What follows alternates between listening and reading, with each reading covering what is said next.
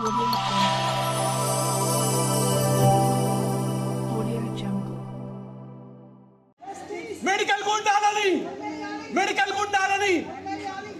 గుండాలని suspend చేయాలి.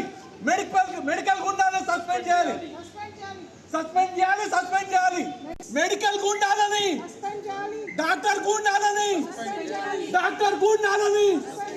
10 సంవత్సరాల నుండి గుండాయిజం చేసే డాక్టర్లని, 10 సంవత్సరాల నుండి గుండాయిజం చేసే డాక్టర్లని, ఆ డాక్టర్ల మీద ఈ ప్రేమి గారైన యాక్షన్ తీసుకోకపోతే ఈ రోజు నుండి నేను ఇక్కడనే ఆమరణ చేస్తాను.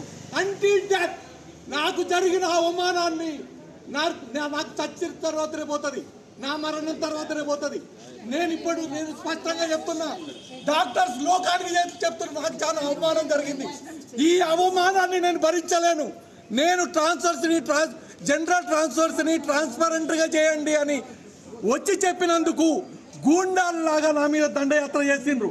దాదాపు 57 మంది నా మీద దండయాత్ర చేసిండ్రు. ఈ 57 మందిలో నాయకత్వం వహించే 4 డాక్టర్స్ నా పైన పడి గిచ్చడము, అన్ని కొట్టడం చేసిండ్రు.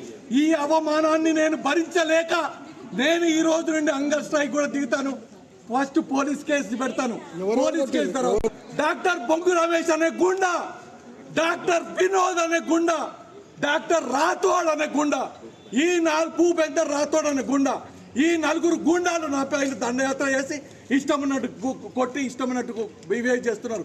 నాకు వాక్ స్వాతంత్రం లేకుండా నాకు కూడా జనరల్ ట్రాన్స్ఫర్స్ కావాలి, మాకు న్యాయం జరగాలని డిఎంఈ గారికి మేము రిప్రజెంటేషన్ ఇవ్వడానికి వచ్చినాం.